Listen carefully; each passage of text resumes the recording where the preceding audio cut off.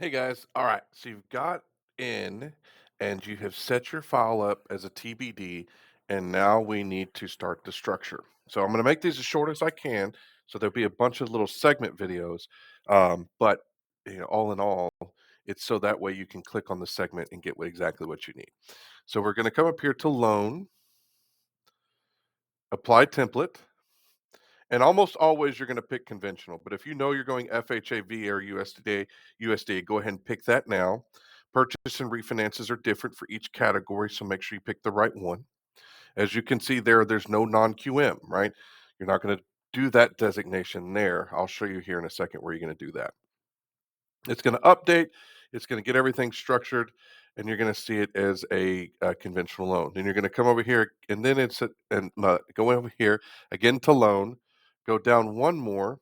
I'll do that a little quick. Go down one more and do loan program template. And then you're going to want to pick usually a standard is CFX. Okay, that's your conventional loan. But again, you can scroll down and there may be a different loan type down here that you may want to do. Just check with Andrew or myself before you pick it to make sure it's the right program if you're confused. As you can see, it says conventional here. So we're okay. We're going to go ahead and click select. And then finally, you're going to want to come over here and you're going to pick your closing cost template. And you're either doing a purchase or refinance, right? VA has different closing cost requirements. So that's why the VA is segregated here.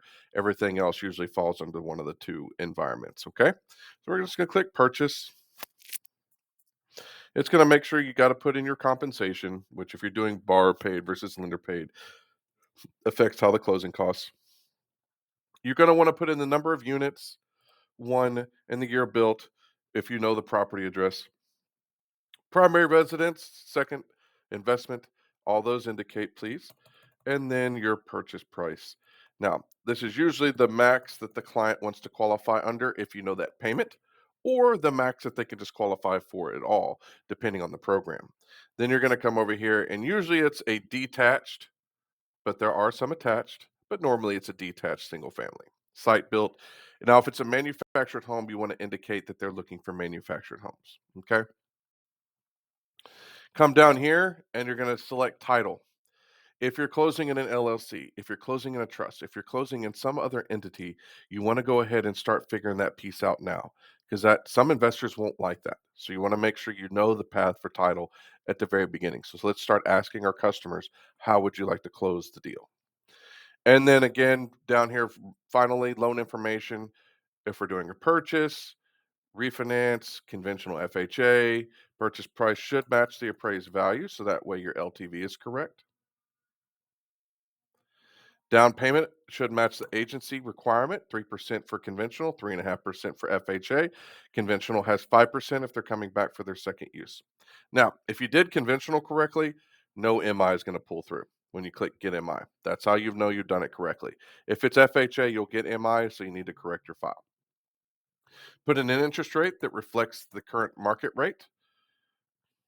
And then your closing date, I would suggest either the end of the month if you have some time or the end of next month so the client can have a worst case scenario for cash to close.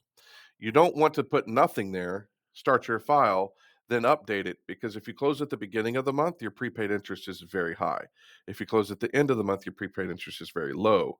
So that can affect your cash to close. And if your borrower is skating on thin assets, this may kill your deal without realizing it. So be mindful of that.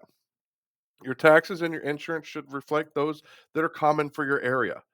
Please don't undercut taxes and insurance to earn a purchase contract. You're just going to lose it again once the actual numbers come through. So make sure that you update that accordingly. And then again with the MI, you're not going to get one for conventional until you pull in credit and go shop it. And I'll show you that on the next video. So we're just going to put in a number for right now just to demonstrate what it would look like. And then there you go. Perfect setup. Your file is ready to kind of get a cost comparison so you can start telling the client about what a payment would look like under that program. This is only the first step. We got a few more steps to go, but this will kind of start that conversation for your client before you get a full application. Okay. Next, we're going to start going over the pages and what we're going to need for each individual page. Thank you.